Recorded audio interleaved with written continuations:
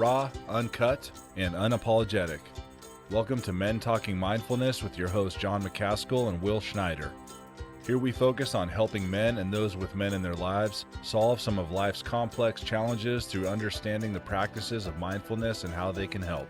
Each episode is in an environment free of judgment and criticism, with a focus on authenticity and inner peace. Let's dig in.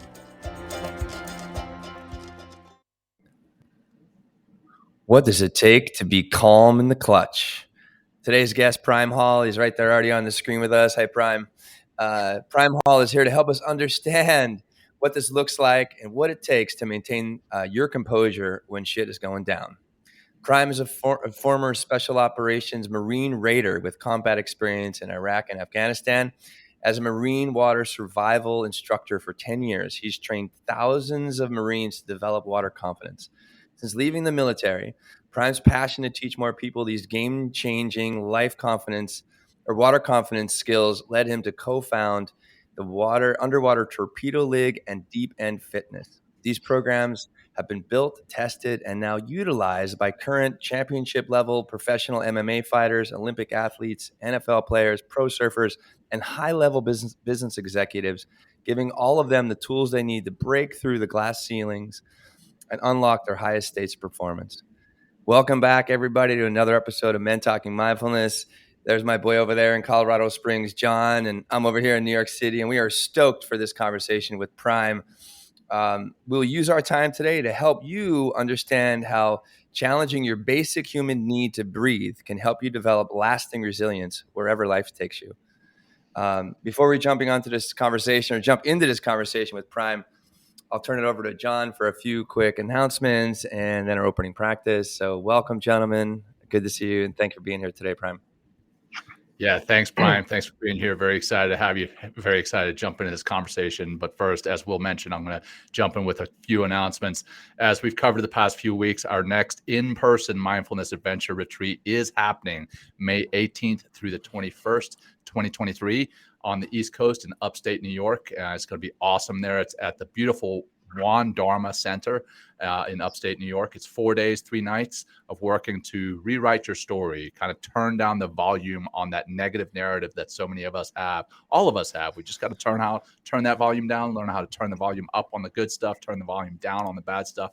We're going to be doing a lot of that. And right now there is an early bird special. Sign up on or before January 19th, actually before January 19th, and you'll receive $400 off the full price. More details at mentalkingmindfulness.com/retreat. That's mentalkingmindfulness.com/retreat. And then we always ask our viewers and listeners to follow us, subscribe, follow us on YouTube, all the different social medias, subscribe to the podcast. All right. That said, let's get into our opening practice. If you've never been on the show, if you've never listened to the show, never seen the show before, the way we do this is we bookend the episodes with practices. We start with an opening practice, just 5 simple breaths of getting grounded for the show. And that's just as much for you guys as it is for us. We calm ourselves down with the episode, before the episode, and then we'll wrap it up at the end with something similar. So that said, go ahead and get comfortable. And let's bring our attention to our breath. And if closing your eyes is comfortable, go ahead and do so. Otherwise, just soften your gaze. And let's breathe in through your nose. Hold at the top and release. Nice, nice, nice. Hold empty, empty, empty, and deep breath in. Hold at the top and relax. Empty, empty, empty all the way. Hold empty at the bottom, empty. Deep breath in for number 3. Fill those lungs up all the way. Another sip at the top. Hold and relax. Letting it go. Letting it go. Letting it go. Holding empty at the bottom. One more for number 4. Holding and release.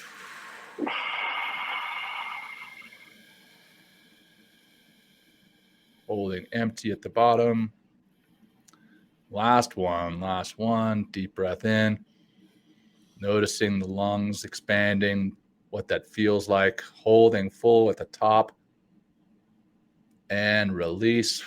And as you release, start to bring some movement back into your body with your fingertips, your neck, maybe your toes, and go ahead and open up your eyes. And here we are, ready to go into the meat and potatoes of the show. So, Prime, again, thanks for joining us, brother. It's an honor to have you here. And we covered your bio there at the beginning, so we're going to jump right into talking to you about what you do now. And I'm sure in that conversation, your experiences in the Raiders on and off the battlefield will come into the conversation naturally. So that said, you co-founded Deep End Fitness and the Underwater Torpedo League with Don Tran. A couple questions based on that. One, were you and Don both water survival instructors together? And then follow on to that, what inspired you guys together to take underwater training mainstream? Yeah, so that's a great question. Don and I have a special relationship. We met during selection at Marine Raider selection, which is a month-long tryout. And we met each other in an event, like one of the events where you have to carry water jugs and, your forearms burn out and you have to use teamwork to get it done. And so that's how we met. And we were fortunate enough to go to be at Camp Pendleton together. So then after selection, we both went back to Camp Pendleton. I was already working at the pool, which I found to be the optimal training gig to have leading up to special operations training. And you get a lot better training working at the pool than you do being in the infantry battalion and having to go clean machine guns and do all the stuff that they need you to do, while you're trying to train for selection. Somehow they like to put you to more work when that happens. So, anyway, I got into the pool before selection. And then when we got back, I brought Don and got him a job at the pool. So then we were both water survival instructors there, training for about a year, training the Marines that were coming in for their water certifications, which that pool at Camp Horno was the busiest pool. And that's like the warfighter pool. So that's where the infantry battalions and the recon battalions and all that stuff are all around that pool. So, and we would have bus loads of Marines coming from 29 Palms because their pools were down and whatever else. So we were just action packed, and we would have swim qualifications with hundreds of Marines and do this, every week, all the time, getting reps. And sometimes there was two key points that were learning factors for us. And this feeds into why we started Underwater Torpedo League and Deep End Fitness, is that working at the pool back then, as a young Marine, and you would have senior Marines that would come in that had no water confidence, and you would have to deal with that and help them to learn how to swim or help them to get through this thing.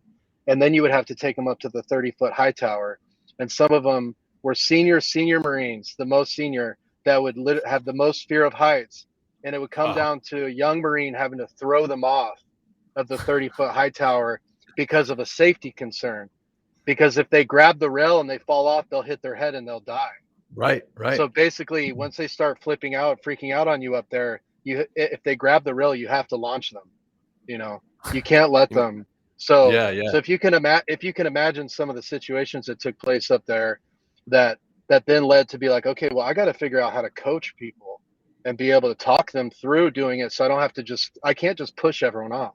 That's like, you can't just force everything. You got to be able to work through it. So there's a lot of aha moments that came from taking someone's fear and their anxiety and all of their things about themselves and shifting their focus externally, like up at the 30-foot thing, look at the horizon, relax, down underwater, look at the torpedo. I know you don't want to swim and you don't like the water, but just see this little shiny fish that I have. Watch me pass that to you, right? See me pass that, and then now can you trust me, right? Can you come off the wall for a sec? Can you pass this with me? Can you follow me? Can you follow me across? Now I'm just hijacking their focus, and now they just swam across the pool for the first time. I've done that. I don't know how many dozens of times I've done that with people that can't swim. You just get their focus and you get them across. I've had people that are training for special operations training. They've never been able to do a 25-meter underwater. They've never been able to do a 50. So you get them to do a 25, and then it's like, hey, all you need to do the 50 is turn around at the 25 and follow me back.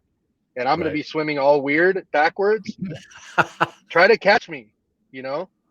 And all it is just focusing. So that was a big aha moment. We had a lot of things. And then whenever we went into our special operations training, we realized that the underwater training and the pool work that we had been doing was paying off all of the most stressful and challenging parts of the pipeline. Yeah, I mean, basically what you're doing there is mindfulness, right? Is you're bringing their attention to one thing, whether it's that torpedo, if it's you swimming funny, you're turning off the anxiety, the stress, and you're making them hyper-focused on one anchor, no pun intended, at one time. And that's what mindfulness is. Again, for those maybe who are listening and never listened to the show before and are curious about what mindfulness is, it is being present, focusing on one thing. And that's exactly what you're doing in the water. So I love that. And I love that you're taking people through something that is terrifying to them potentially, and bringing them to the end and then showing them, hey, guess what? You just did this. You just did it. And that's awesome. How does that shift? John kind of touched on it a little bit, but how does that shift? Like, what does that do to the mind? What does that do to the, because you talk about, or I mentioned earlier, being calm in the clutch, right? So this helps to create, at least shift the focus, and allows us the opportunity to be more calm in these like heightened circumstances. So can you just like take us into like, the mindset of like going from this heightened state of anxiety and I can't, and shifting focus and moving into like, oh my God, I just went the entire length of the pool, like on one breath. Could you just like walk us through the mind in that case, or what you're learning, or also what you're seeing out there, with the people that you've been working with for all these years? Yeah, 100%. So I think that the mind, we all have these glass ceilings that we put on ourselves, as far as what's possible or what we can do and what people told us we can do, and all the programming that we have from our whole life, and all the people that told us that we couldn't do shit and all this stuff. And so now we're there, and we're in this environment where, subconsciously all those feedback loops are starting to go off and tell us all the things that we can't do. And it's like, some of that shit was 10 years ago when someone told you that, like, right. You're a completely different person now, So this is the present moment. And if we're stuck in the past, then we can't unlock possibility in the present moment, holding on to things. So, but that's the learning that you go through. So you're exposing yourself to a new stimulus if you haven't been doing underwater training and whatever else.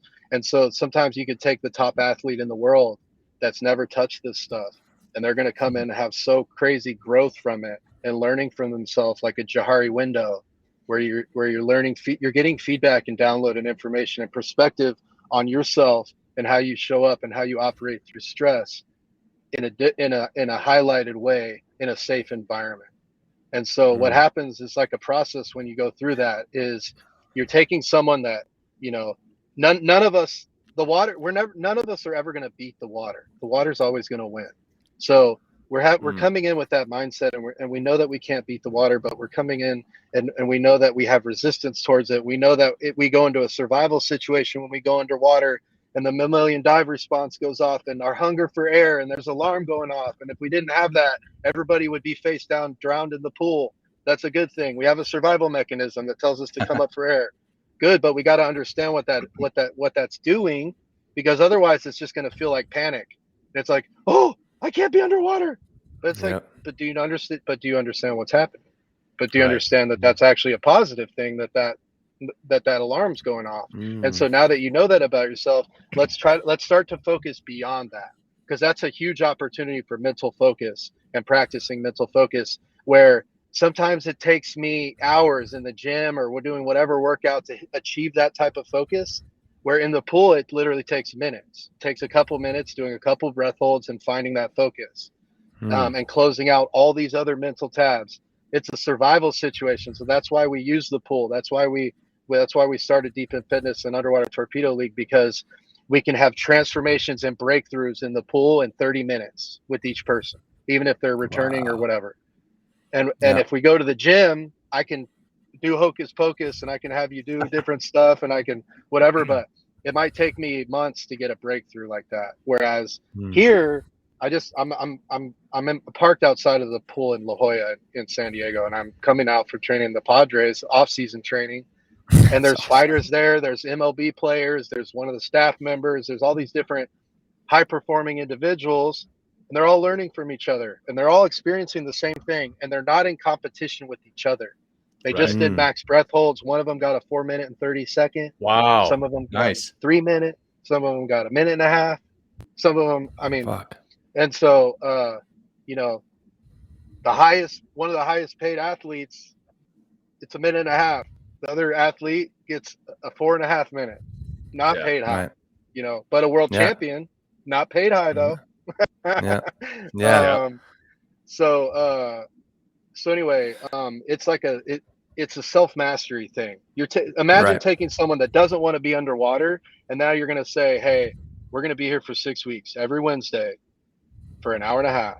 And we're going to find your baseline day one where you're at.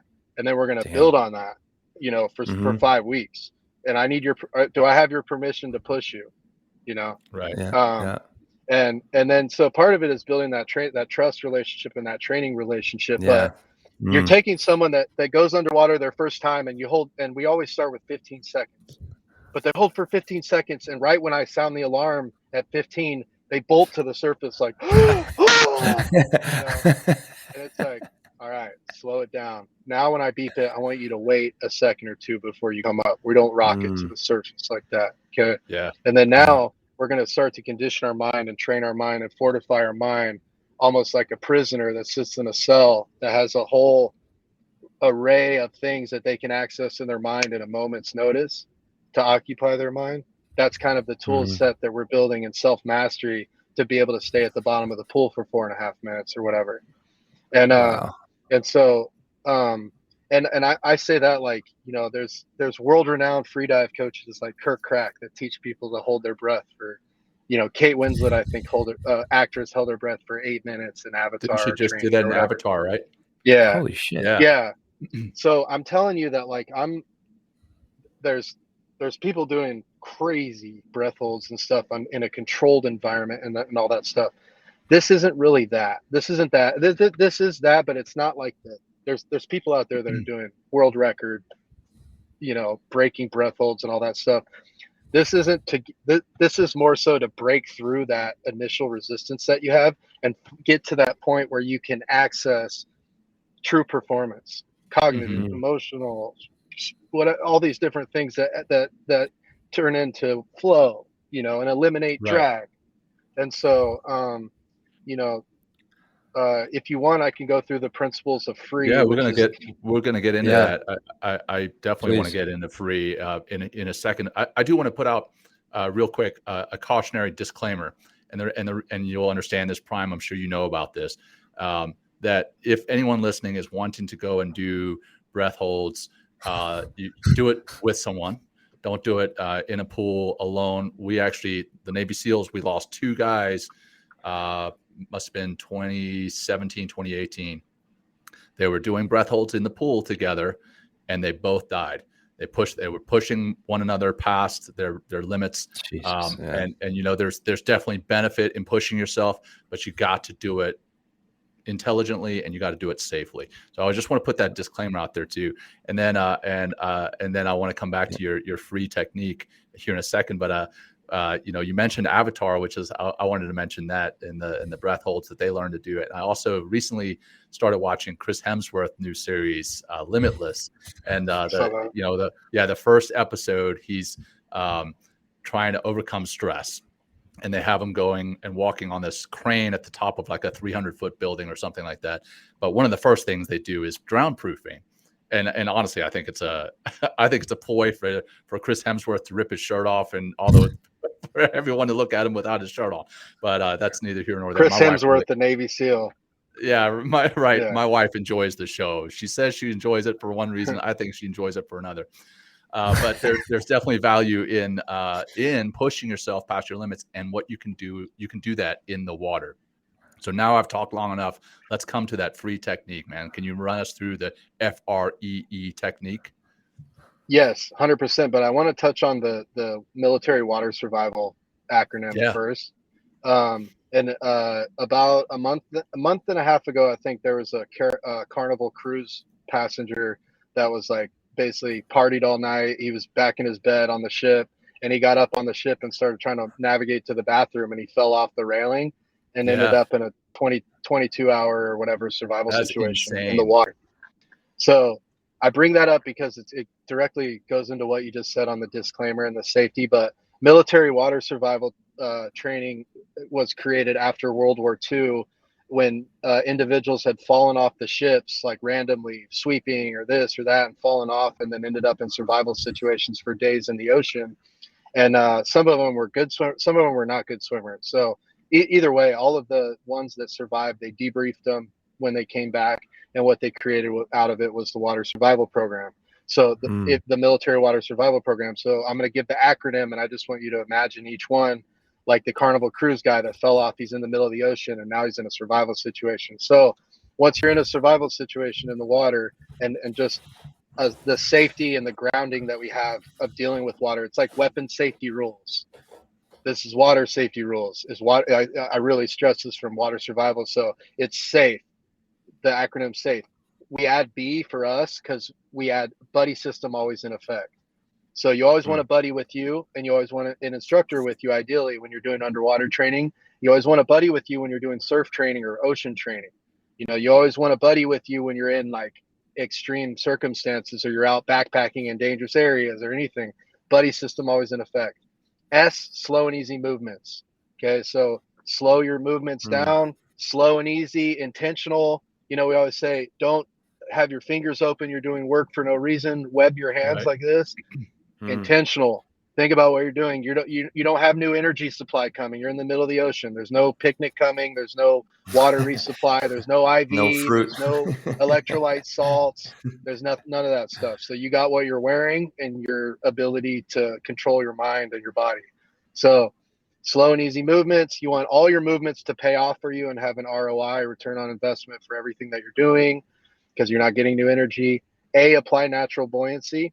So in the ocean, we're a little bit more buoyant than we are in the pool, but apply natural buoyancy. Lean back, turn yourself into a flotation device.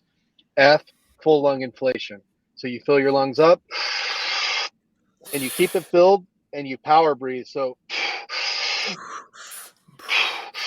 yeah. And now I can sit there and float like a cork instead of Yeah. Right. It adds to the buoyancy. Yeah.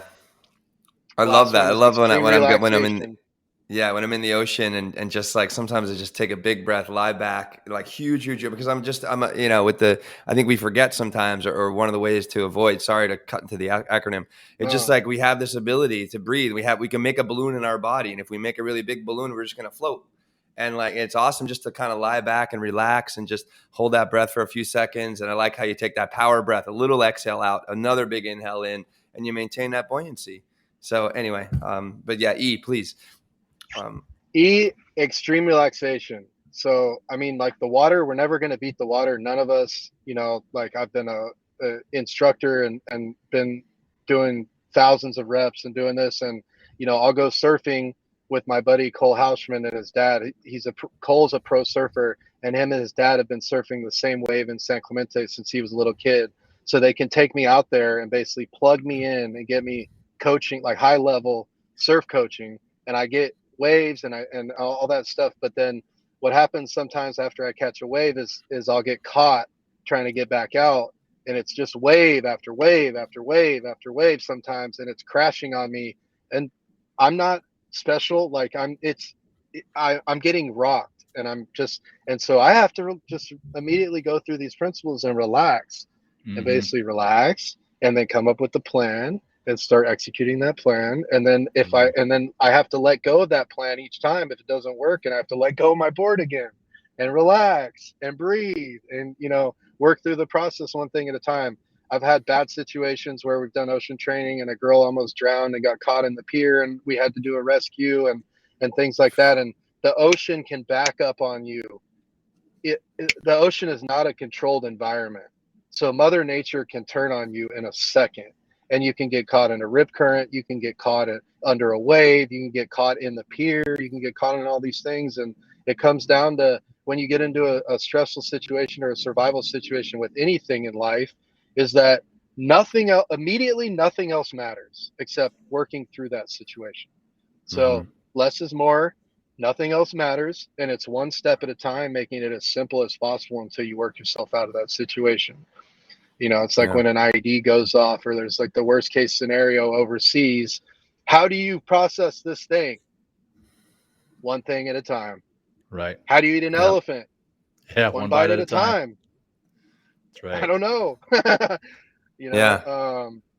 I think also, how do you even get into that mindset, right? It's just remain calm, right? This is the first piece, right? Staying calm so we can, you know, instead of dropping into the panic situation, I need to breathe or I need to get out of here or whatever, you know, that 5-alarm fire going off in your mind, right? By staying calm, again, we shift into that parasympathetic nervous system where we have our right mind and therefore we can make, you know, like more effective choices depending on what the circumstances is that's right in front of us. So, yeah, if you wanted to, I just wanted to claim that. Yeah.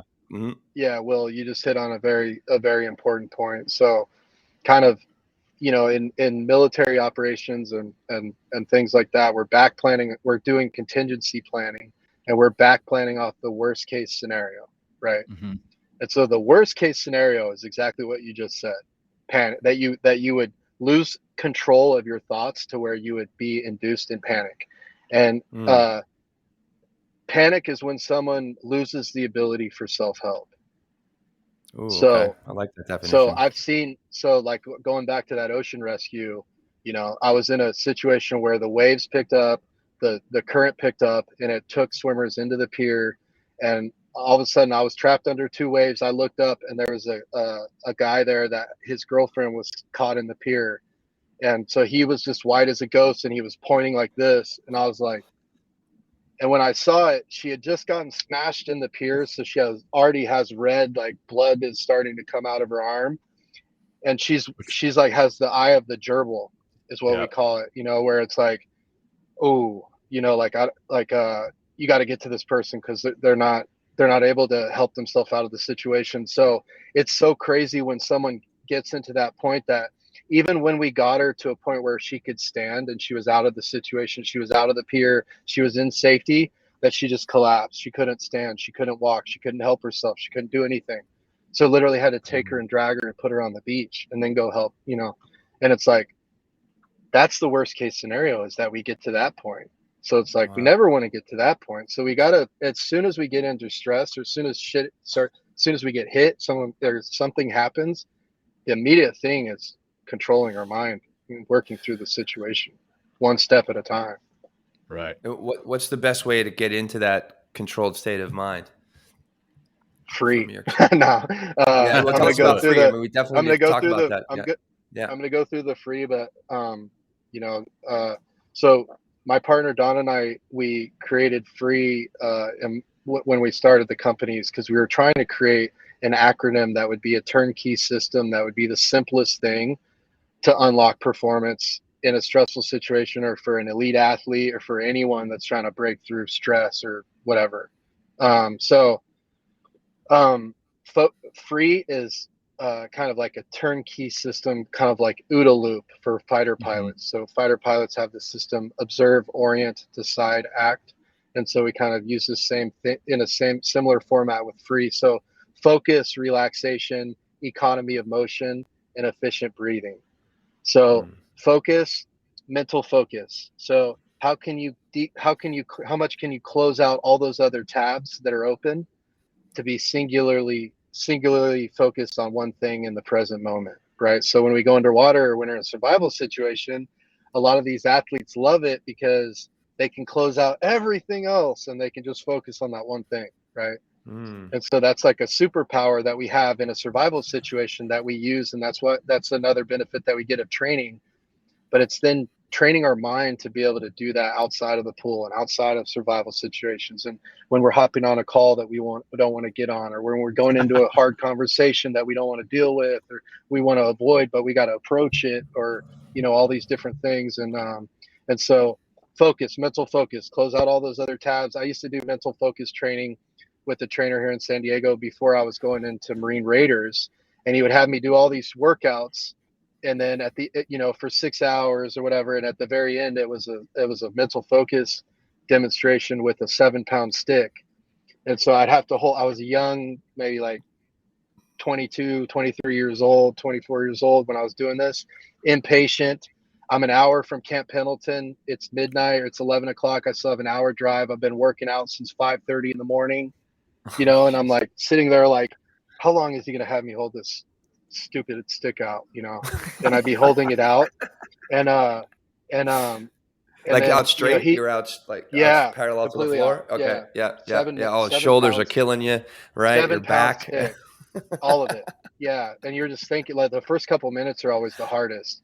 And all those other tabs open up, and it's like, well, I still got to get home, or I still got to get my shit ready for tomorrow, or I still got to, I didn't eat dinner yet, or I still got to figure out how I'm going to pack my stuff for the field tomorrow, or all these things. And it's like, none of that shit's going to help me hold this. It's making it harder holding this stick out, and so eventually what would happen, and I would get so frustrated. I'd like start, I'd want to hit my trainer. Sometimes I'd want to smash his house apart, because he was doing mind games the whole time with me, going, oh, watching TV or talking to a girl or whatever he was doing. And so I would have all these breakdowns, and then at the very end it would be a breakthrough where I would be like the deepest focus ever, and it'd take an hour or whatever, and then after that he would come up and say, hey, you're done. And I would be like, nah, you don't tell me when I'm done, dude. Fucking you nice. You don't have that. You don't get that right. And I would get to this focus point where, and so that was before I did underwater training. But once I got into underwater training, I was like, whoa, you can access that without having to work out for 8 hours that day. Right. That's beautiful. That's awesome. And so that was like an aha moment for me with focus.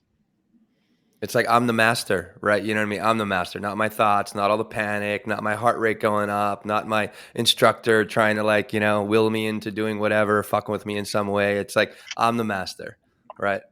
Is that kind of like the state of being that you get to after, like, from that kind of training with that 7-pound bar, the stick, but also, getting into the water and just becoming more of a, trusting yourself a little bit more in the water. Yeah. It is. It's like there's a surrender part of it, you got, and it's like discipline and surrender, and flow is in the middle. You gotta be disciplined enough to stick it out, and you gotta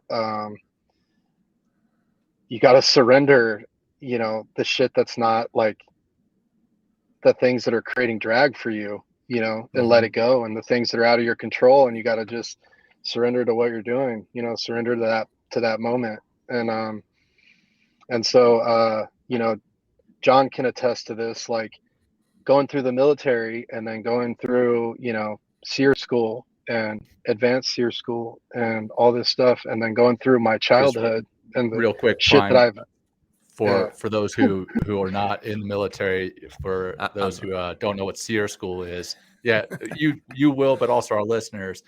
SEER school is survival, evasion, resistance, and escape. And it's basically, they teach you how to survive in the field, how to evade the enemy so that you can evade capture. Eventually, everyone gets captured in this training. And then you have to resist being, I don't know, but you resist the questions, the interrogations, that type of thing. And then you work to escape. So S.E.R.E. And it's a pretty brutal school. You go without eating for a week, basically. You eat a rabbit that they divide across the class, and you don't eat a lot. I lost I think 19 pounds in the 5 days that I was gone for it. But sorry, I didn't mean to hijack the conversation. I just want to make sure that everyone knew what SEER school was. Yeah, no, thanks for saying that. And then, you resist. So you learn to resist because, you have whatever information in the scenario and blah, blah, blah. And then you don't want to give that up. And so you learn to resist and that kind of thing. And then, that's one of the most learnings that I had at any school, was going to SEER school and then advanced SEER course. And advanced SEER course, you're basically ending, and with an understanding of how to, like, if you're put in a situation, how to discredit, disable, and resist everything until the point where you escape. And cuffs and locks and being tied up, and being in the facility, you gotta break out of the trunk of a car and break out of all of your constraints and cut all your stuff off and break out of everything in the facility. And so my only point was saying that it's not, it's not like it's not like if you put me in there in the back of the trunk right now that I would start Jason Bourning myself out. I don't even remember any of that, but the point is that I've been to courses since I've got out. I try to put myself in things that are outside of my comfort zone, and go into emotional intelligence courses and stuff where I'm like, it's the last thing that I want to do is going and checking in for a weekend at a course, with 100 people that I don't know, and I'm an introvert and have social anxiety and all this other stuff. But what I've learned out of those is that, but I've learned so much about myself that it's like, man, it's like the deep end of the pool for me going there. But a lot of the feedback that I've gotten through some of the training that I've gone is like, man, you resist. you're a resistance guy. And it's like, bet your ass I am. I'm a resistance expert. It's not like it's not like I made this stuff up. Like, I'm resisting every part of this program because I'm trained to, and that's my makeup, And so, so then, and that's stuff that's happening subconsciously that I'm like, I'll go in and I'll start resisting everything. And so I use the free part and the mindfulness stuff, and like I'm in this path of learning and understanding and growth, kind of like a white belt for the rest of my life, because I noticed when I got out of the military that I was like a robot. I had no emotions, and I was like all this stuff, and so I had to fully transition, and I got into some random healing things that I thought I was going with one of my teammates, that opened up all this stuff for me to start processing trauma and dealing with stuff, from my whole life that I never even talked about,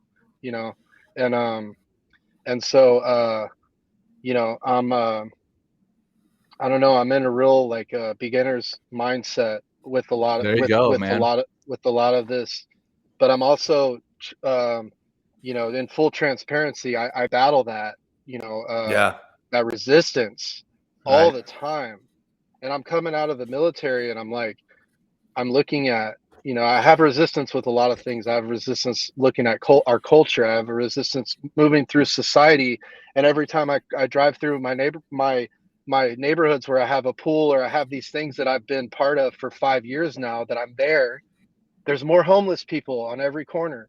There's more of this on every corner. There's more of that. And there's more of this, and there's more of that. And I'm like, I'm in suburbia, and I'm looking at, like, how do I put in perspective the things that the even the horrific things that I've seen, and the things that I saw overseas, and the things that happened to me in childhood, and how do I put that in perspective now that I'm in this, like,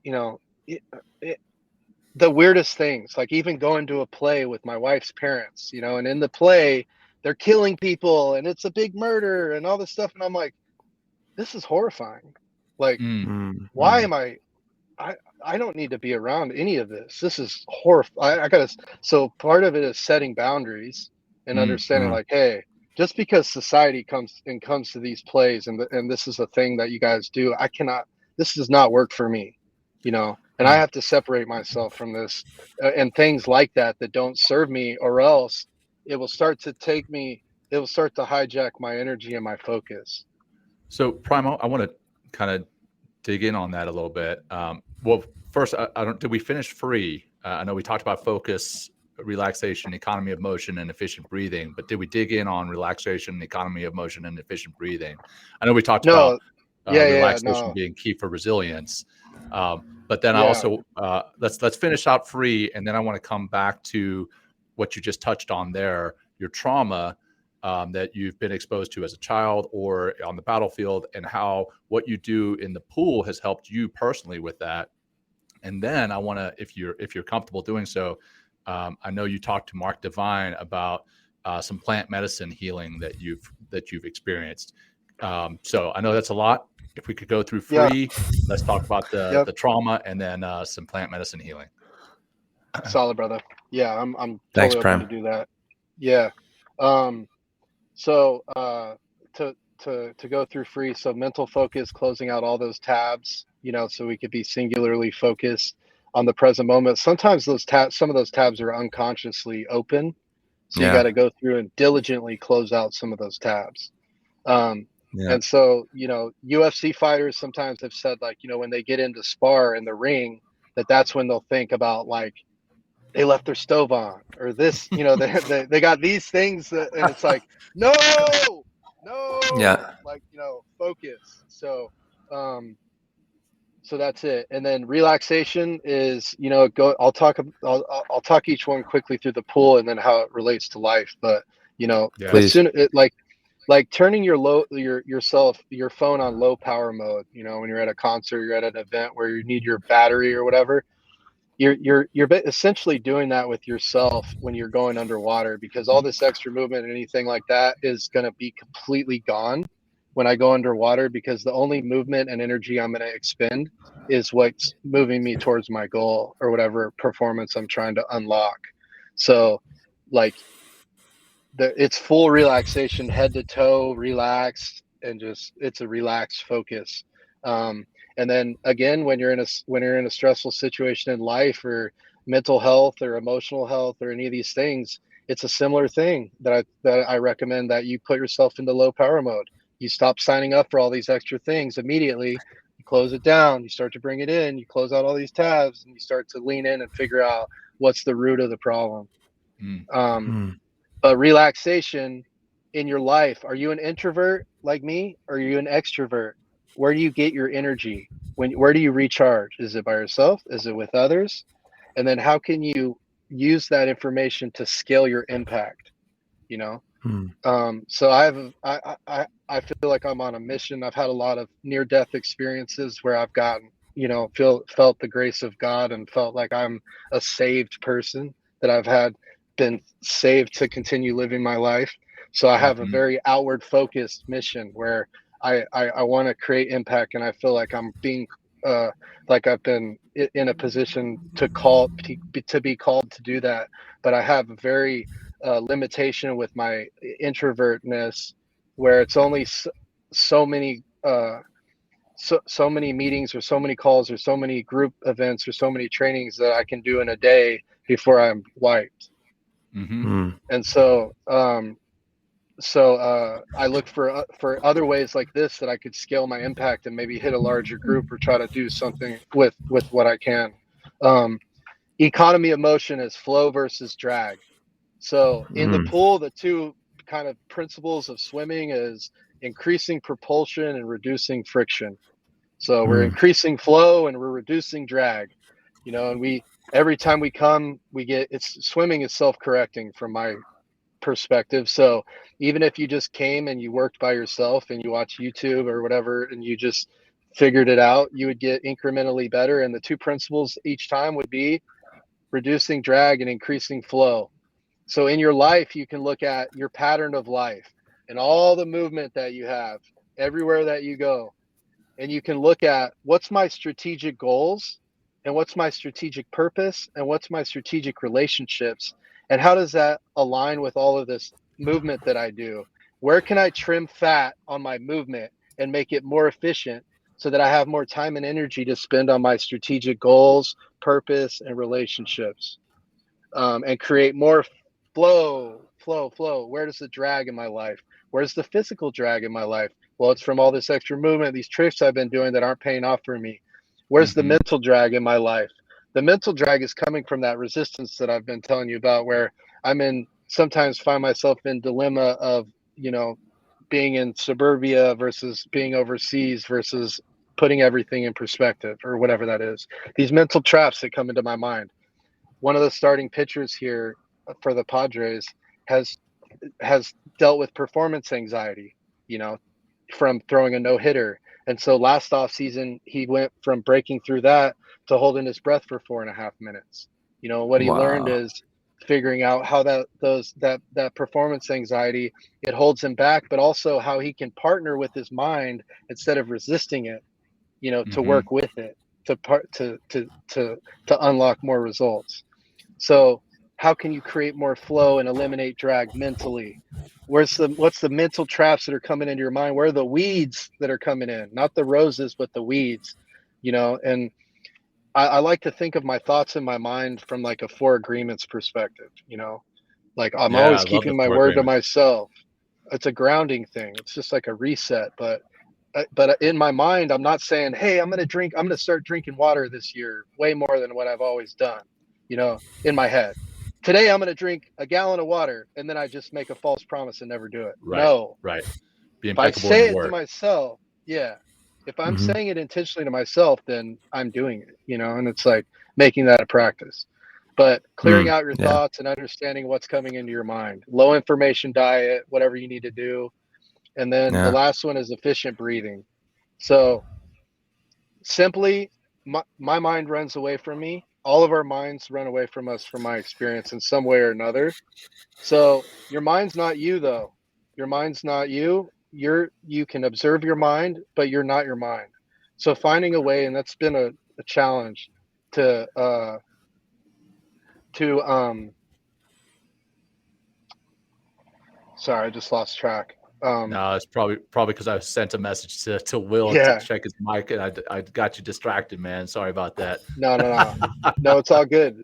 But what was I was trying to So complete a so thought, we're going through the 4 agreements, how that ties into what it is with regards to economy of motion, being impeccable with your word, drinking water. If you say you're going to drink the water, you do it. That kind of thing. Right. yeah, yeah, and with no one else knowing, just yourself. Yeah. You know, it's like, hey, like I'm gonna go to the jujitsu class at 6:30 tomorrow morning. Before I go to the office, I'm gonna go get that done. And I know that it's no gi or it's gi or whatever the uniform is. I got that uniform ready by the door, so that all I need to do when I wake up at the time that my alarm goes off is I wake up, I brush my teeth, I go downstairs and I get my bag and I go to my car and I'm at the gym. And so part of it is setting up your process to where it's simple as possible and so dumbed down. Like if your goal is, if you're going to do a run, if you're going to start running and you're going to do a run tomorrow, put your shoes and socks right by the front door ready to roll, and you're Yeah. sleeping in your shorts. That's I sleep in my workout gear because of James Clear's book Atomic Habits. Okay, Mhm. getting dressed into your workout gear, that's like the hardest part of the thing. And once you're dressed, it's all easy from there.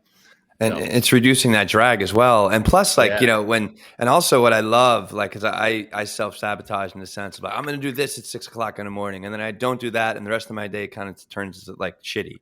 Right. But yeah, exactly. Right. When I say I'm going to do X and I show up and do X, the rest of my day, I'm like in this flow state of like, I just want to keep stacking up wins and keep going and feeling good about like the work that I'm doing. And it just makes such a big difference. But again, like you're talking about setting yourself up for success, sticking to a plan, actuating that plan and then showing up and fulfilling and stepping into the arena, whatever that might be. And it's like, and that what you said earlier too is so helpful. Challenge yourself, challenge a little bit more, add another minute, do a couple more reps, put yourself in uncomfortable situations. Cause that's going to also help develop more of that, that mental resilience, right? But also depending on what you're doing physically, it can help to access more of that physical resilience as well, which just adds to more EQ as well as more mental resilience as well.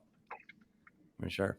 100%. I love it. Mm-hmm. And with what you just said, I mean, it's for me, it's true, but for so many people that I know, it's that same thing. It's like if they do that workout first thing in the morning, or they do that thing first thing in the morning, then basically that checks the box, and then the rest of the day they're surrendered and they're actually present and in flow.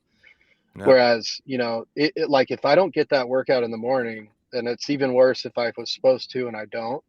But if I don't get it in the morning, then as I'm in all my meetings, like right now, if I didn't work out early this morning, I'd be sitting here in my mind going, when's my workout time? Yeah, You know, I'm guilty and I of wouldn't that. be able to Yeah. be focused with you guys. But the other part of that, and this is like, I don't know if this is like an advanced part or if this is for people that have mental health challenges more, or stuff like that. But to give it like some context, you know, when I got out of the military, I got medically retired, and I had a bag of 15 prescriptions, and I was taking like Wow. 12 of them, you know. And so taking 12 of them, you're taking 2 antidepressants, you're taking all this headache meds, you're taking migraine, you're taking all these things that, you know, that I turned into a person where, you know, my wife would find me on the couch in the morning at 9 a.m. and I'd be dozing off, you know. I've when I was like 13 years old, I had multiple businesses around my neighborhood and at my school and things like that. And I've always had projects and things going, you know, and even since I got out of the military, I've had different things going on, but it's never been in a worse situation than whenever I was on all those meds. So when I got off all of them, it was a challenge because then now I could feel all, you know, the depression symptoms that you don't feel when you're taking all of it.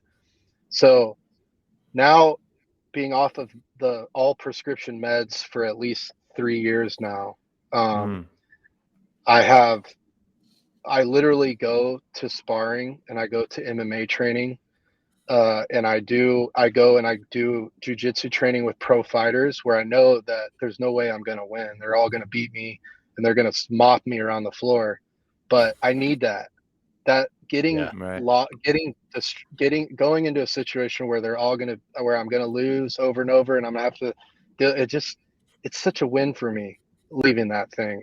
And then, you know, going into sparring on Friday afternoon, early afternoon on Friday, go spar and get, you know, have people kicking you and trying to kick you in the face and do all this different stuff. And I have TBIs, so I spar mostly with no headshots, you know, just to play it safe. But the feeling of sparring and having people coming after you like that doing that on a Friday afternoon, it sets me up for success for my whole weekend, you know. Yeah. And there then you go. So I don't know, what I'm trying to say is just, you know, putting yourself in situations where you're getting the training in, but then I think there's ways that you can innovate your training to get like mental health and emotional and all these different spiritual things and whatever you want to get, make it like more bang for your buck. Yeah, I think it's also you get off the meds as well. I mean, like I think the statistics are 70% of the entire United States population, adult population, is on one prescription, right? And I think it's 28 or 30% is on 2 prescriptions, right? Where if you start doing some hard stuff, start showing up, get in your body, you might be able to, you know, depending on what your diagnosis is, to get off a lot of those medications by getting back into your body, finding more of your breath, right? Challenging yourself to do hard things. And through that challenge, like understanding what it means to feel good about yourself in that flow state. I don't know. It's just like, I feel it's awful how many of our citizens are on prescription drugs and they don't need to be if they would just go out for a walk, go out for a run, get on the treadmill, like, you know, go for a swim, do some cold plunging, understand your breath, do some meditation. Like all those things I just mentioned can help to change over time and maybe get you off prescription drugs completely. I mean, it's just, I don't know. It's just very disheartening for me which ties, when we have the ability to do it. That kind of ties into that last E of the F.R.E.E technique, because I want to get through this because I want to touch on some of the other stuff here. So the efficient breathing piece, can you touch on that, Prime, and then how that ties into you know, life in general? Yeah, so efficient breathing with our, you know, we talked about our minds getting away from us, and then, you know, the way that we can control our minds and kind of assume cognitive control or like get back in the driver's seat is through breath. So it's like, you know, I'm like, oh, I don't know what's happening. I'm resistant. I don't, you know, I'm like, I don't like this and and my your mind is going to frame things as good or bad, but that's not life, you know, and it's going to try to it's going to try to survive. Your mind is going to try to assign meaning. It's going to try to survive. It's going to try to predict things that are going to be dangerous for you and all these things. And it's like, okay, I understand all of that. I'm taking control. 3 seconds in, 3 seconds out through the nose. Mm.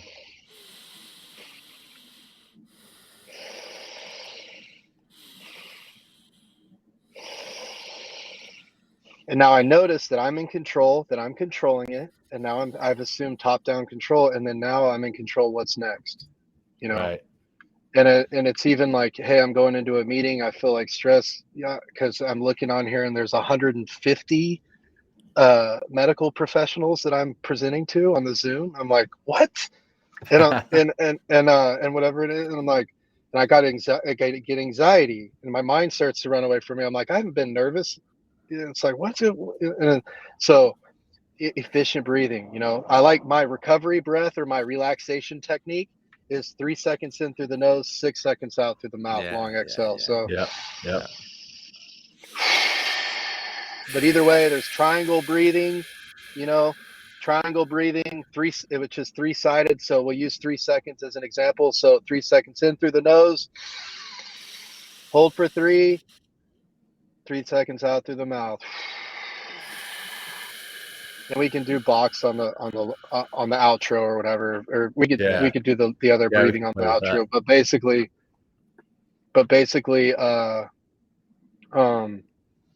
you know, assuming cognitive control and taking your mind control back.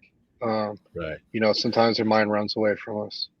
So that F.R.E.E technique, that's what you're teaching. Obviously, you have used that to come off the meds, like Will was talking about. Hey, we can do some efficient breathing. We can do some of this other focus, the relaxation, to kind of come into the present moment, and which might help us to come off the meds, but it can also help us to heal from trauma in the past. How have you healed from your trauma, your TBIs, both from the work you're doing right now with the underwater work and with the plant medicine that you may have worked with, that you have worked with? Yeah. So the underwater work, I think it really took me to a point where I wasn't able to avoid any of the things that were bothering me. So it's like approach versus avoid, and sometimes you get into habits where you avoid things, and it's like, I had a stressful day at work, I'm just going to hit the bar. And it's like, well, but what was the root of what's stressing you out is nothing's getting resolved with that. You're just hitting the bar, and then you're escaping now. Yeah. So I kind of got to a point where I was like, I was unable to avoid the things that were bothering me. And, you know, getting out, I got out and I didn't really know what the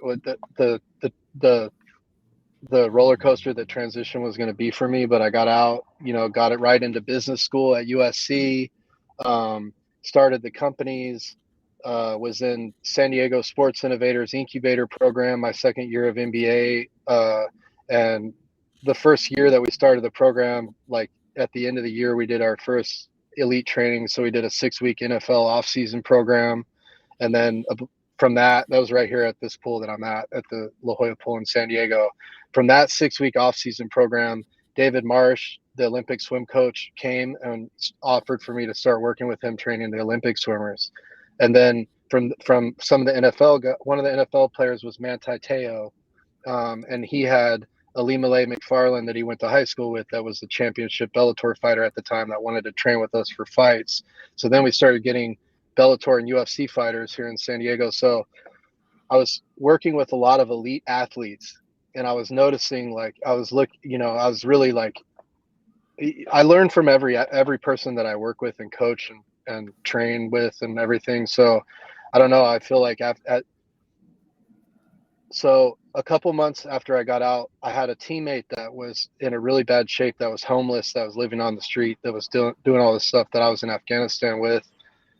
And we got an offer to go to, what is it? Brian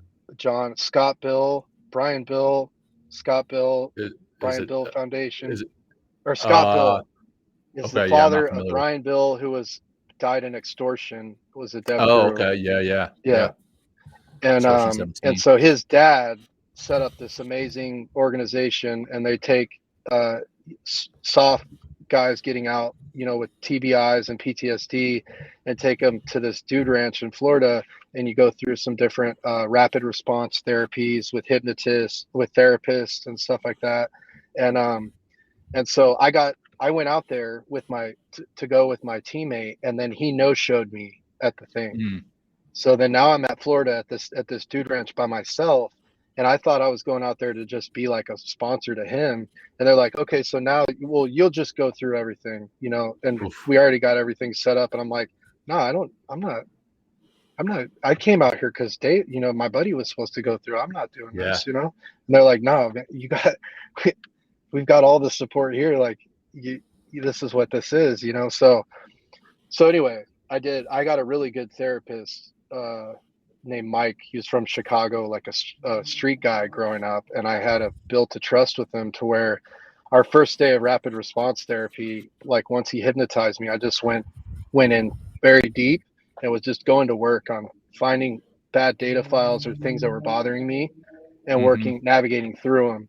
And I'd already been through like a 6-week enhanced exposure therapy with the psych at 1st Raider Battalion before I got out. And so I had to, through that, I got to go through these memories and record them and say the worst memories that I had and just listen to them over and over and do these assignments. I go to Disneyland and be in the crowd and do whatever these things were that really were just horrifying, like the nightmare for me at that time. But each time that I went through it, it just seemed to affect me less, so it's like, so anyway, that was my first therapy, doing that, getting out. And then I went to this, thing. So it's kind of a feeder program for that, because I had all that 6-week program that was recent.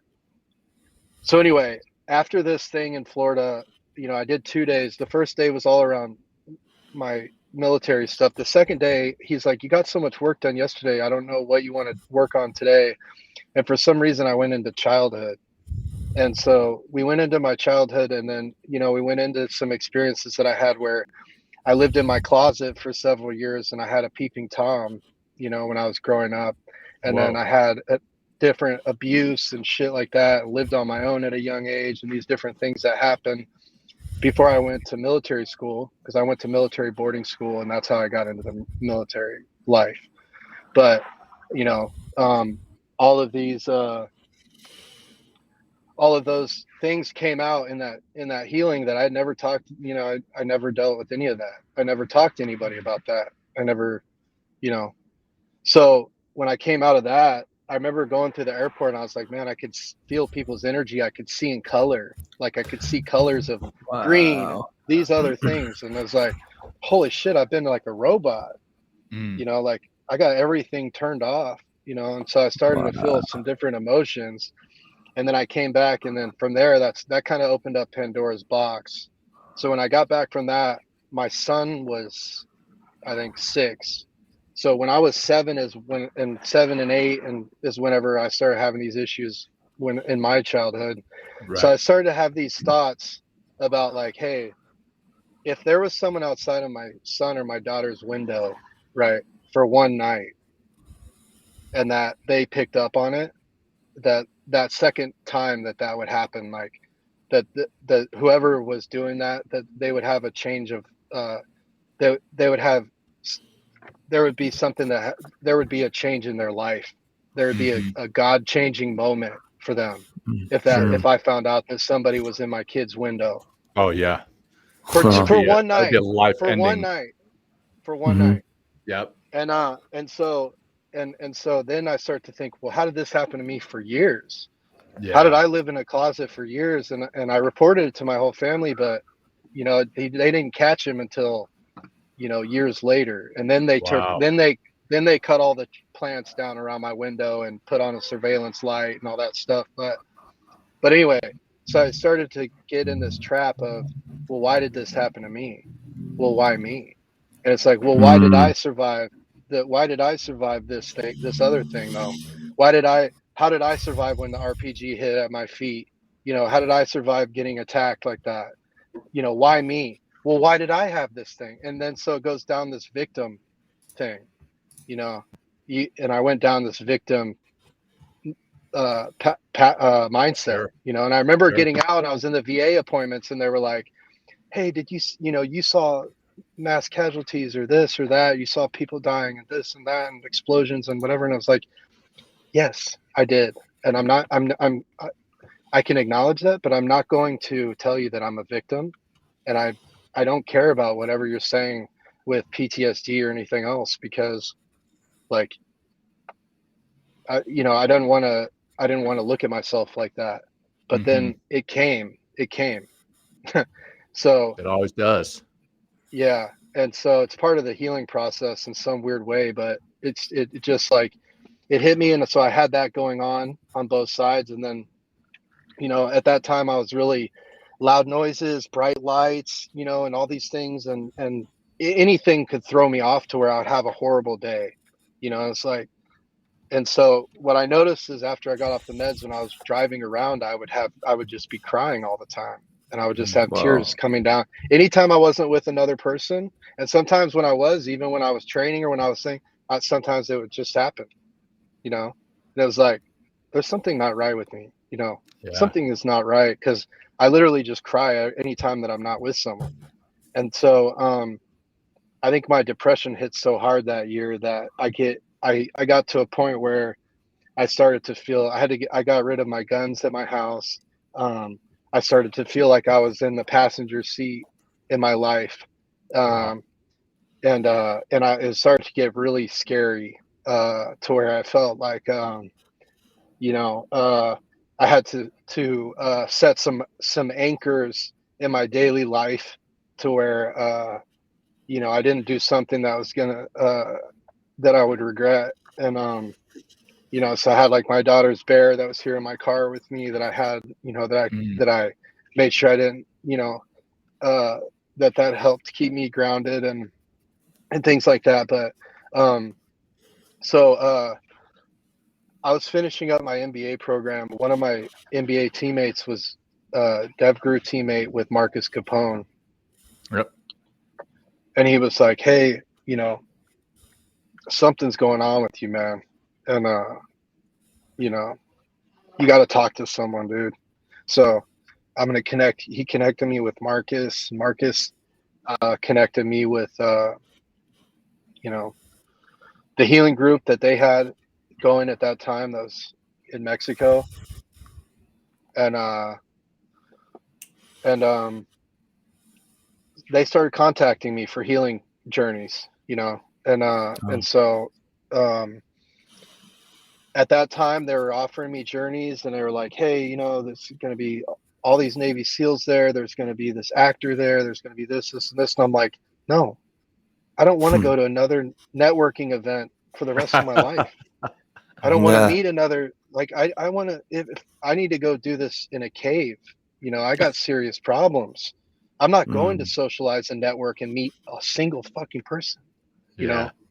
And so I got offered these things, and I was hearing, you know, people send me, or somehow I heard Mike Tyson talking about podcasts about DMT and 5-MeO DMT.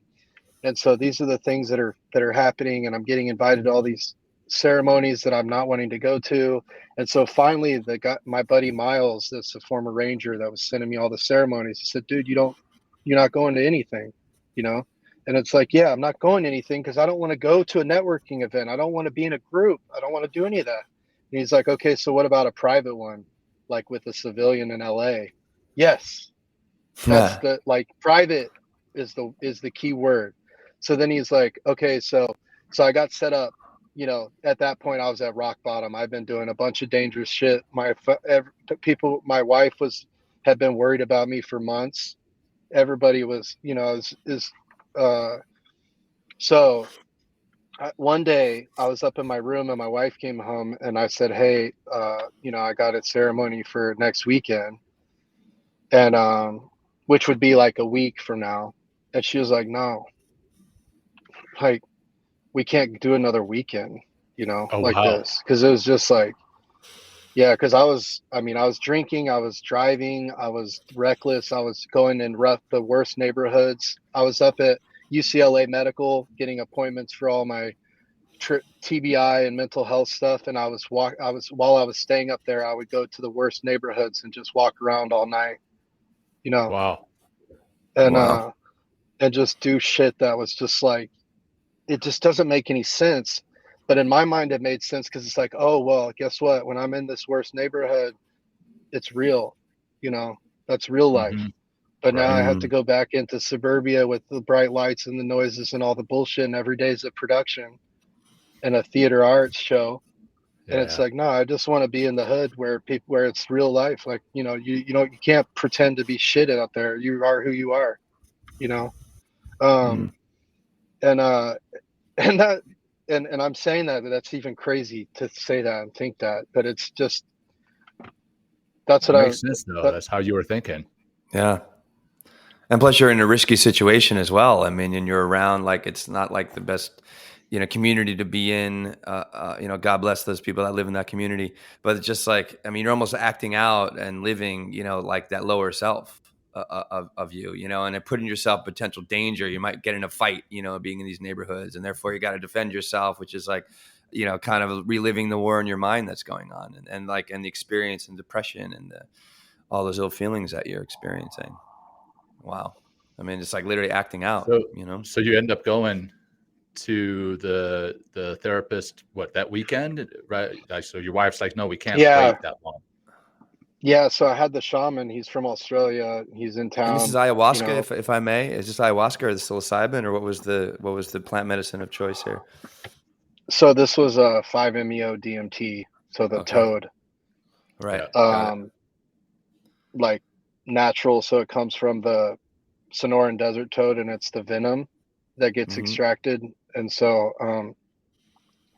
but so long story short, I hit up the healer, and he said, hey, I said, I need something this weekend, I can travel anywhere, on the West Coast. And so, he gave me a healing to go to that Saturday up in Grass Valley, or sorry, up in Northern California. And,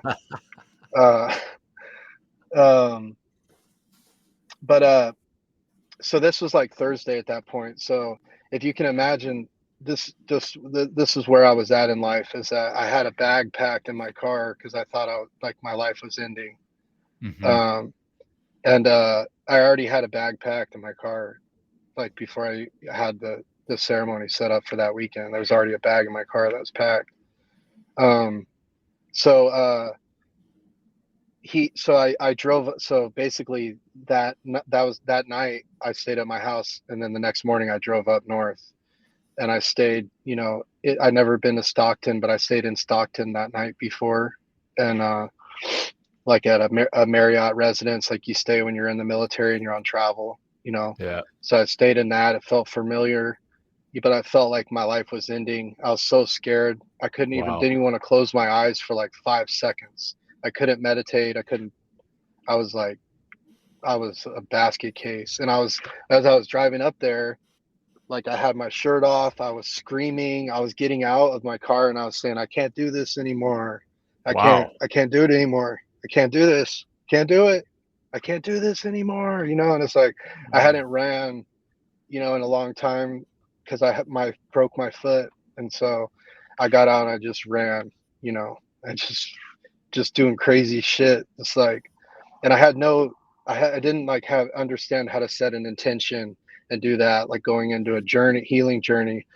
But I had set an intention without knowing it, in that, like, I was just at the end of my rope and I wanted to find some type of way to be able to navigate life, and so I went up there, and I was so scared driving up to that place. But, one thing at a time, and just followed the signs and got there. I remember there was even a little girl that was with her parents at the turnoff before the last turnoff. And I was like, oh, I could just turn around, or I can go right, or I can do anything. And there was a little girl in the back seat that was like, gave me some type of a signal that was like, Wow.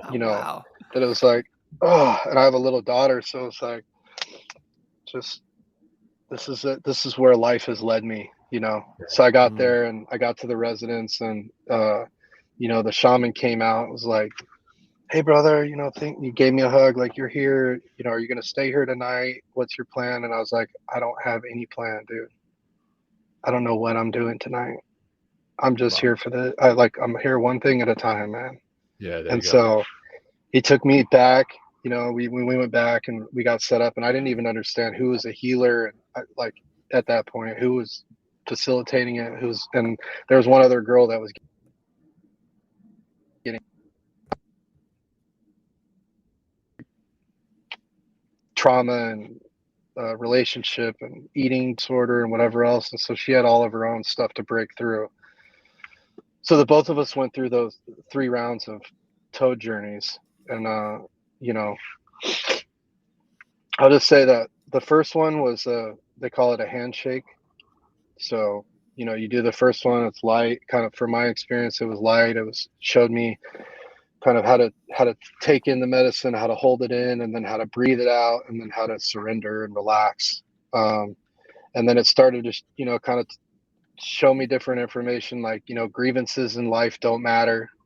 And things that, you know, things like heaven and hell are in your mind, and all these different things that kind of like, whoa, this is like, this is, you know, things I've been looking for my whole life, you know, and it's like, oh my gosh. And it's like all these flooded with love and answers. And then it's like, okay, well, so that first round's over. So now we're going to do the individual rounds, you know, and so the individual journey is like an overdose. So that's a much different experience than that first one. Yeah. So when I took that second one was the turning point in my life. Basically, that was the transformational point where I thought that I wanted to have that whatever suicidal ideations or things that I had, basically that cured it. That's experience that I went through, and that dying experience, and feeling and understanding, feeling what that was. I got a life review. My whole life played in front of me. Wow. I got to see how I, you know, in that situation, how I died, which is actually a personal thing for me, because I was next to a car accident like 6 weeks before, that where an 18-wheeler came off the tracks and a bunch of people got killed. And I was behind that, and I was thinking, what if that was me?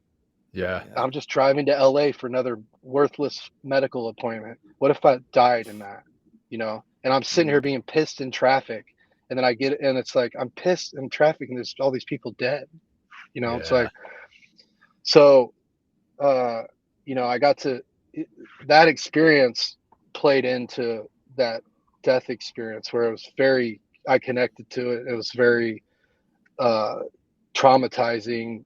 Like, so I thought I was dead, you know, for a couple hours at least. Like I didn't believe that my car was out front. I didn't believe that I had keys, or that I was 38 years old or anything. I thought I was literally just walking around. I was 35 then, but I was walking around and rolling around in the dirt, and I was in these rose bushes and just smelling these roses. And I thought I was like I was a kid and that I had been my life was over, and that I was in this afterlife.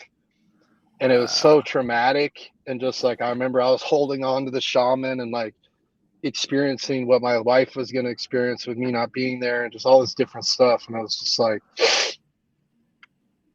you know, so from that experience, I haven't taken any prescription meds since then. Wow. I haven't drank alcohol since that experience. How long ago is this? That one. 3 years. That was September 9th, 2018 or 2019. Amazing, man. So 3 years and 3+ months. Good for you. And I can tell you, like, you know, that was the scariest thing I've ever experienced or been through, going through that one that I've just talking through. And then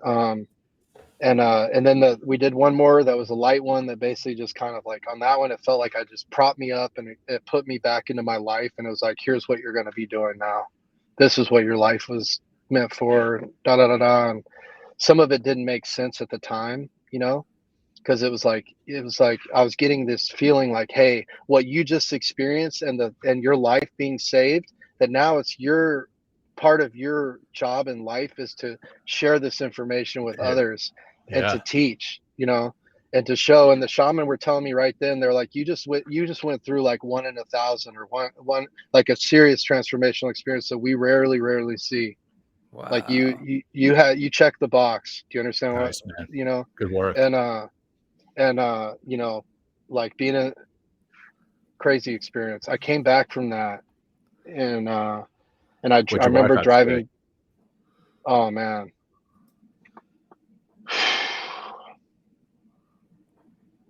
It was just a miracle. Yeah. It was a miracle awesome, for all of us.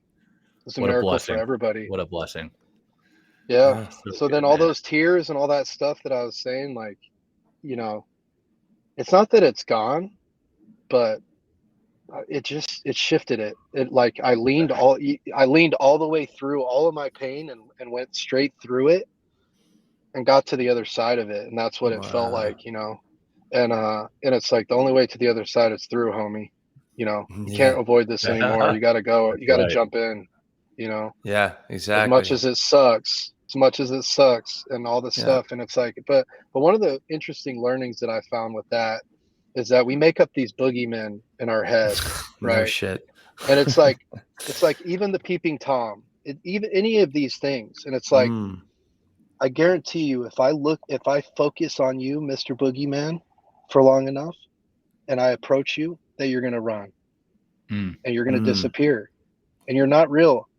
You're not real, And so, but when you avoid it, then it gives it more power and it makes it real, Yeah. And it's like, but I've gotten to a point, like even with the peeping Tom is kind of a good example. Cause it's like for my whole life, if I would have seen that guy once I became a man and I was in a position to like do something negative to that person, it's like, I probably would have, but I've had a point now in my life where I'm grateful for that guy, and I'm sorry for whatever it is that he went through or that made him into that. Whoa. But I'm grateful for him because when I was living in my closet and had to become resilient whenever I was 8, 9, 10, 11, 12 years old, and nobody believed me until they found out at the end. Like that was my training. That training right there is what got me where I am here and got me into Raiders, got me into anything. Was that guy was my coach. Powerful reframe there, man. Wow. Yeah, for real. Wow.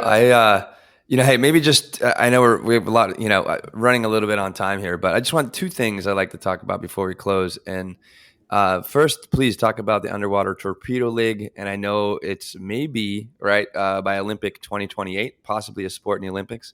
And then also, or maybe first start with, all these training, all these different athletes, all these, executives that be working with, what is life like for them and what's their performance like punching through that glass ceiling that you talked about in the beginning that I mentioned, like, by doing this work, facing your fears, getting on the other side, like how is that translating on the field of competition and in the boardroom?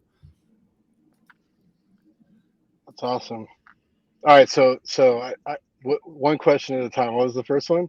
Oh, no, sorry. Yeah. So the first one is like, so talk about, punching through that glass ceiling, that we put on ourselves by going through, working with F.R.E.E, doing the underwater diving training and all the things that you've been working with these different athletes and corporate executives. So what are the results that they're telling you, by moving through this training and how is it translating in their lives? So biggest takeaways is anxiety, accountability, and community.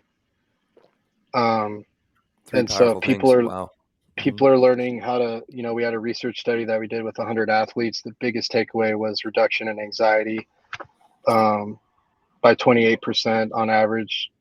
But anxiety in general. And then the way that we run the program is it's like a tribal experience to where we get in, we have a circle of trust, where we all give out who we are, what our goals are, what our intention is for the day of what we're trying to accomplish. That way we can then hold each other accountable in meeting those goals. And then we train, and you can't fake who you are when you're underwater and you're training. You're in your underwear, basically, It's true. You're not in a comfort zone, so you can't pretend to be whoever you want.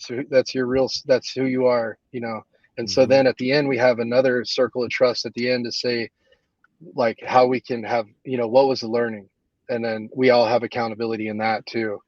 So, so that's the biggest thing. And then seeing, like, and then in those sessions, we have a lot of breakthroughs. So someone that has a breakthrough, and like, people that, like, I had a girl that was an ER nurse. She had a 4-minute breath hold, from doing a minute breath hold, a minute, and then all of a sudden 4 minutes, and then 5 Wow. minutes, and then whatever. And so when she came up for the 4 minute the first time, she started crying, and we just let her be in her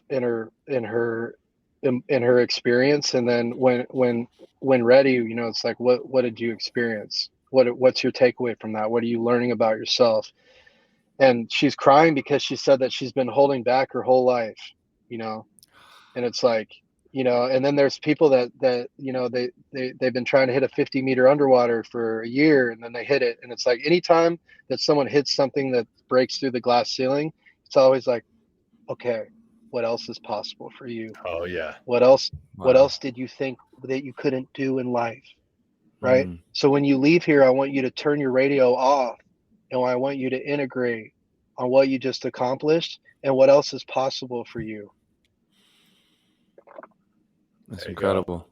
Yeah, because our minds often hit those limits, and we believe those limits, but we are actually capable of much more. Yeah, it's amazing to see people break through those. I mean, we've seen that in training, right? Side by side with people going through tough things, and they break past those limits. But it's awesome, I'm sure, to put people up against those limits and see them break through. So good for you, Prime. And I know you're doing the work yourself too.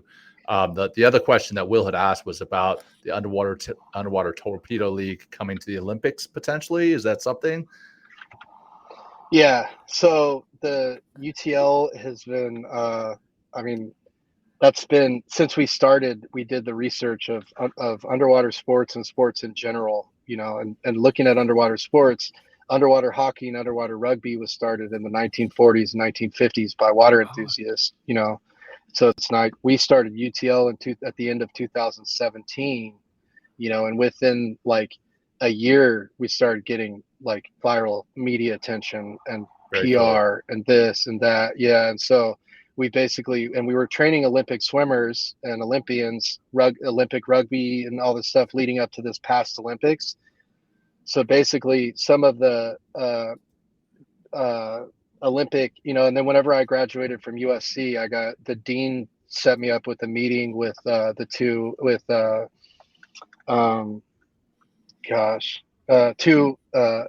Olympic swimmers that are alumni of USC, and one of them's on the board of directors for the Olympic Committee. So basically, they've been plugging us in with the Nice. pathway for UTL for Amazing. 3.5 years now. We've had the roadmap. So basically, if we establish on once we establish on 2 more continents, we can put in our application. But 2028 is going to be here in LA. So, like, at a minimum, we're training athletes. We're working to get a beta test. We're working to get a thing. But because UTL is co-ed and it's a sport that Paralympians can compete in, that it is a go to move to the top of the list Nice. for Olympic sport. So Congrats, man. it's just on us for expansion, obviously, man. If you guys, like, the Today Show came out to tell our story, and our whole lives were changing in March of 2020. Our lives were Yeah. changing. Oh Yeah, shit. right. Every Oh man. Hey, get everything ready. I mean, Timing. literally, your sport is. We got cornhole on every week, so you're going to be on happening. Get all your legal stuff ready to answer the phones. And then what happened that week? Yeah, COVID. COVID. Pandemic. Yeah. And yeah, and the Today Show came out for a weekend with us in LA, and we told our whole story. We had we had our 90210 pool. We had all of our community, and then it never aired. Never aired.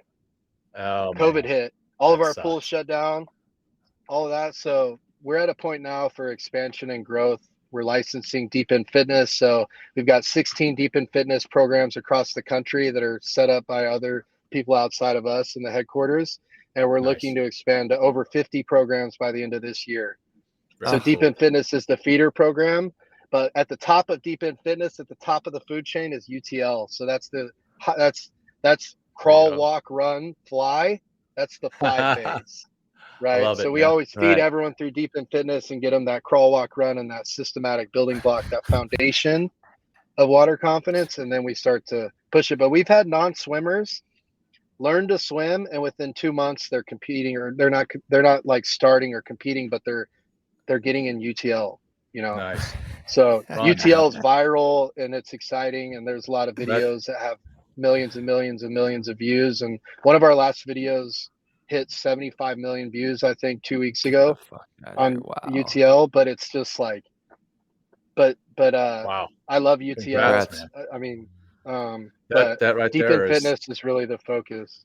you know, that's all a testament to your resilience, right? Hey, today's show comes out March 2020. They video you, doesn't air, kind of falls flat, but guess what? You continued marching on, pressing forward, helping people become better versions of themselves, helping people heal, helping people break those glass ceilings. So congratulations, Prime. That's so awesome, man. It's been such a great show with you. Really appreciate you coming on. Like I said at the beginning, we're going to wrap it up with a closing practice, and we would be honored if you would run us through that closing practice. But before you do that, if you got 1 second, 2 seconds to tell us how people can find you and Underwater Torpedo League and your book. Yes. Awesome. So thank you. deependfitness.com is Deep End Fitness, and you can get involved. There's programs starting all over the country. You can get involved. If you're interested in starting your own program, reach out to us. My email is prime@utlnation.com. So you should get a response if you reach out within 24 hours. And then utlnation.com for UTL. If you want to see the footage of that, there's a UTL on YouTube. And then for me personally, I have been working on a book. It's the title is not 100%, but the book is around turning obstacles into opportunities and resilience, and Love it. Working through traumas and reframing things into opportunities and all of that. And so Bethany Marshall is the author. She's been working with me and on that for over a year now. So that thing's almost drafted. So we're looking to do the launch on that, or the pre-sale launch or whatever it is, in about a month. And then we're looking to release the book around Veterans Day this year. So, oh man, congrats. If you want to look at that, you can go to primehall.com, and then that book link is the first one. So if you want to get involved with the publishing process or in this pre-part, you know, we'll be rolling on that. Yeah, I'd love to have you back when the book comes out. We can talk about it. Yeah, I'd love to have you back when the book comes out, and we can talk about. I mean, I think it's a great conversation, John, for our audience, is overcoming obstacles. You know, and that's so much of, you know, getting out of our way. You know, so awesome. Let's have that grounding practice. Unless there's anything else, Prime, please.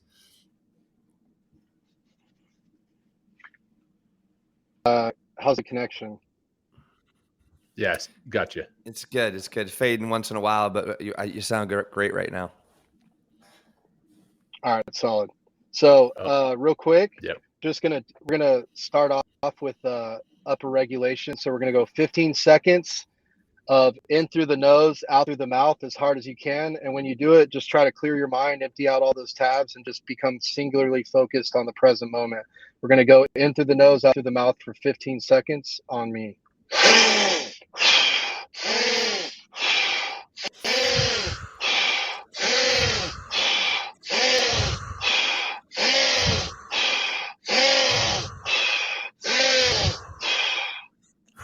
Right into a relaxing, calming breathing. 3 seconds in through the nose, 6 seconds out through the mouth.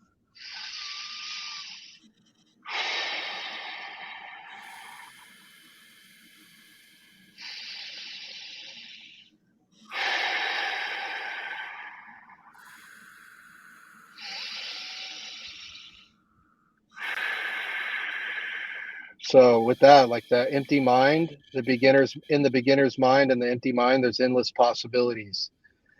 In the expert mind and the cluttered mind, there's limited possibilities.